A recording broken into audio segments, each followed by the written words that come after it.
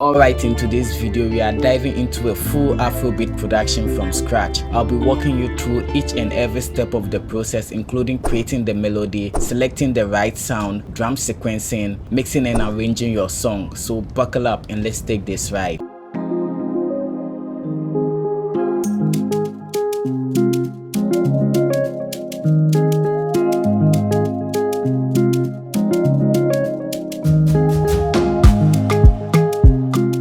Alright, to begin with, I have FL keys opened up and my BPM is set to 100. My scale is set to C sharp major. Let's make our melody. With this approach, we are going to make a chord progression and use its ghost note to guide us to craft this melody. So let's select the 5, 3, 1, 5 notes of the scale. Turn them into chords in their basic form. Slice this last chord up and make it a C major chord, which will resolve to the 5th. Invert the G sharp. Select the 3rd, that's the middle note. And with the C sharp major chord, because we have repositioned the chord notes, the 3rd is not the C sharp but the F. Ctrl plus arrow up to bring it up an octave. I will repeat same process with the bass note as well. Select Ctrl plus C to copy, Ctrl plus V to paste, and then Ctrl plus arrow up to bring them up an octave.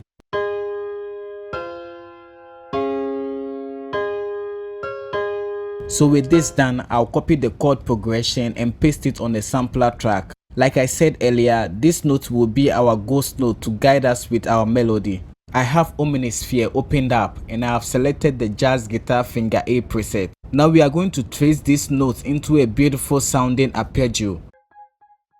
The melody will sound too high in pitch, so let's just bring the sampler track's ghost note down an octave. So I came up with this simple pattern. You have to strum notes which are perfectly aligned in grade to make it realistic, because guitar is played by strumming. Alt plus S to strum. From here we add filling notes. Alt plus R to randomize the velocity, and then Alt plus X to scale the velocity down. Do Ctrl plus L to link it to a mixer channel. Now we are going to add a vocal sample from Semantics to accent the guitar melody.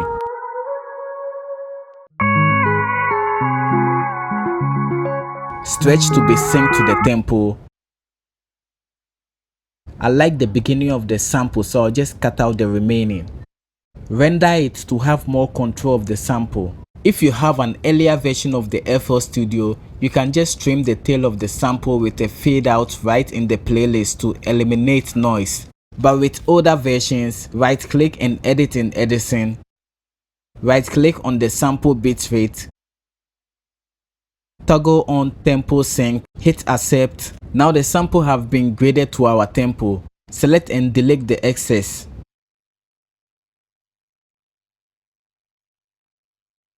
Select a section of the ending, hit Alt plus F to create a fade out effect, or alternatively hit on the tool icon and select the fade out option. So I am going to drag it onto the sample in the playlist to replace it. Now let's add some effects. EQ with a band pass. Basically we are cutting the highs and the low frequencies. Valhalla vintage verb.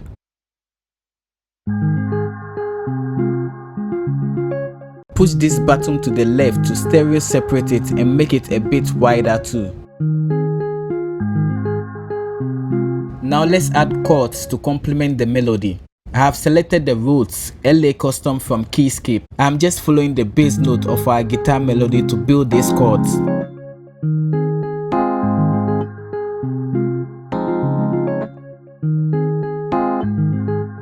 Strum and then scale the level down. The chords are barely audible but kind of add texture to it. It's a subtle sound which is crucial for creating depth in the track without drawing too much attention to it. These sounds are called background texture musically. For effect, we'll do RC20 to give it a vintage vibe. fruity delay 2 with short delay,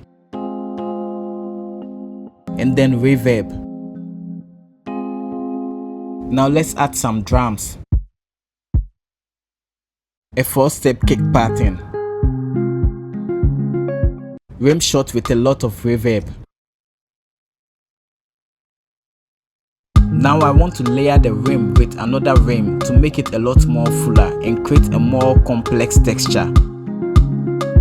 With EQ inserted on the rim shot, it picks about 1k Hz, so I'll layer with another rim that picks below 1k Hz. But most importantly, when you are layering, you should choose sounds that both complement each other. Sound selection is very important in music production. So using layers with different frequencies and sound quality or timbres can add variety and a sense of depth. This sounds good enough, huh? I'll do a low pass filter and then boost the mid frequencies. Mess around with the faders for it to blend in well. Add swing to humanize the drums. Now from here we add more percussions to fill out the drums. A shaker loop, a peck loop,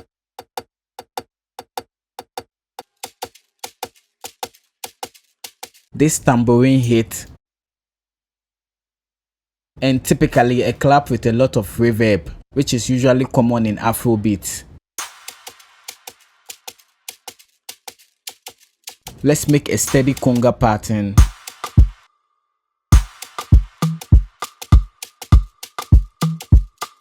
A bongo.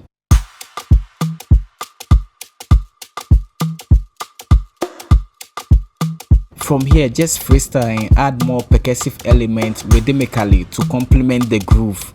This is what the drum sounds like.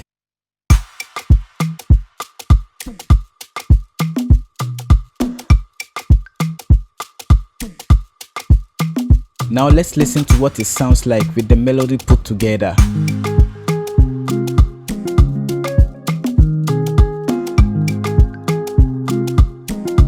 So quickly, let's route the drums to a mixer track. Hit the drop down menu, split by channel. Click, hold shift and click on the last pattern to select all. Stretch them all to be of the same length.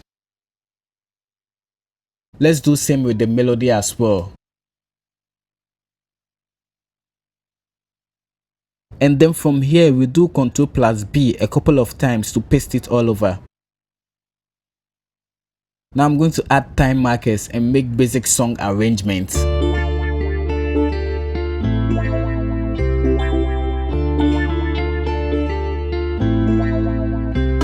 For the intro, a part from Analog Lab 5 to layer with the E piano. Preset selected is Blade of Canada. It kind of reminds me of God of War's Blaze of Chaos. Copy the E piano, paste it on the part channel.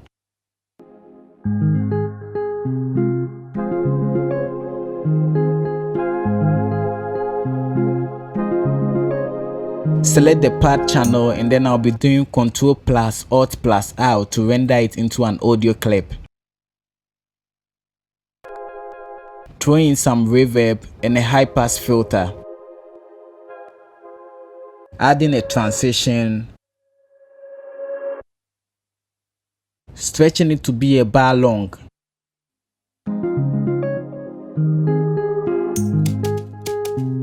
Again, let's add this sine lead from the lead synth category in Purity and we'll be making this simple pattern. I'll be adding tons of effects to make it more ambient and kind of make it sound more like a vocal. Let's change the scale to C# pentatonic scale. It's just 5-note scale made up of whole steps. It's easier to make catchy melodies with this scale.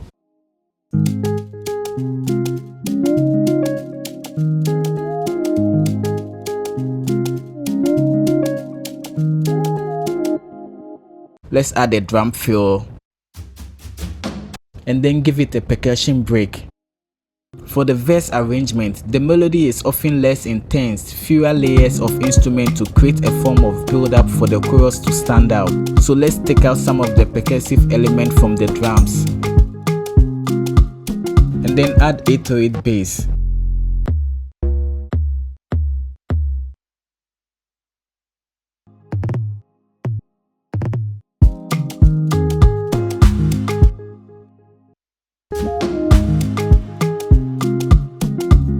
We can just fill up the melody with repetitive sound. I've selected the piccolo from Purity.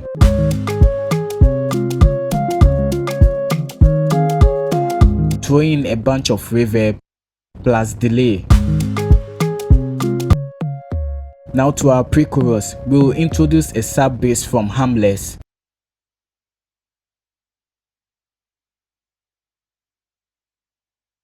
Copy the bass note of the guitar melody and then paste it to the bass channel.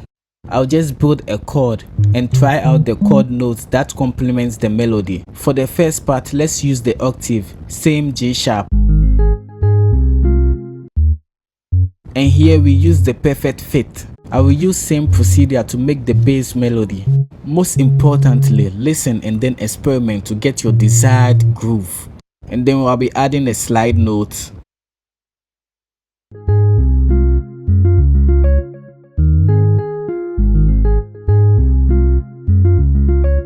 And now to the chorus. For the chorus, usually the melody in the chorus are catchy. Instruments are a lot more fuller, richer, and more layers are introduced for an energetic feel.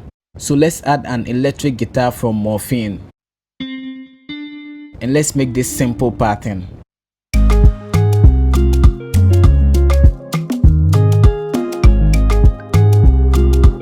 Now let's go back and then do some little mixing with the patterns that we've laid out. So for the sine lead, let's do flanger. And then a reverb. With the reverb, the size of the room corresponds to the decay time. So if you have a bigger room size, the decay time should be more. I'll pull in an EQ.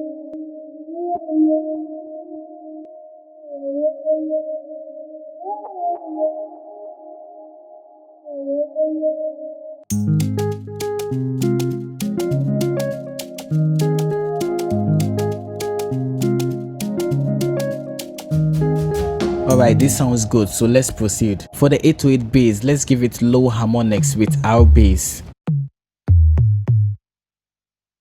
And for the guitar melody, I always use this secret sauce, guitar rig. So I've selected the Detune Beauty preset. From here, select all the melody and bass it to one track. So if I add an effect to the bass track, it affects all the melody. I'll do same as well with the drums. Bass everything to one track.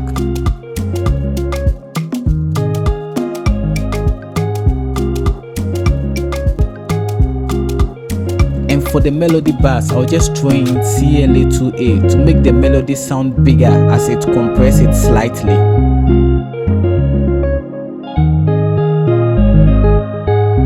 I will follow that with SSL bass compressor to catch the peaks, but it's compressing way too much, so I will insert EQ before the SSL bass compressor and then use this knob to turn the level down.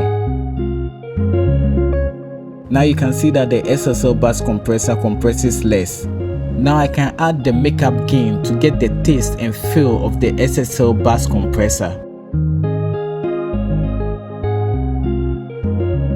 So let's move on to the drums and just listen to it and then level it out. I will also pan some percussive element to make use of the stereo field. You should try as much as possible to make use of the paranormal element of mixing, you know, the big three, right, left and then centered. Well, I just had this idea, so let's try this effect out. We'll be doing some automation to sweep across the frequency. On the guitar melody, insert EQ. Make a low pass filter. And right click this frequency knob at the bottom. Create automation clip. And then from here we make this steep slope. This is the type of effect it creates.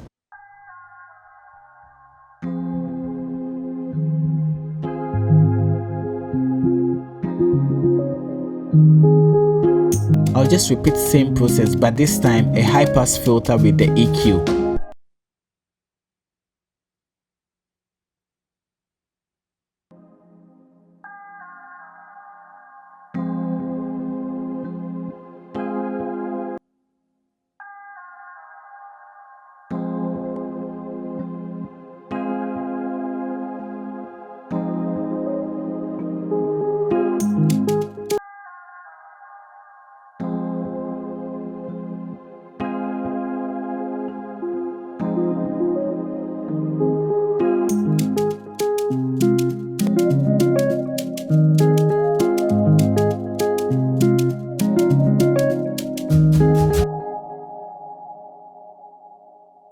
And finally, on the master bar, setting 2 to add color to the instrumentals. Ozone 9 maximizer to raise the overall gain.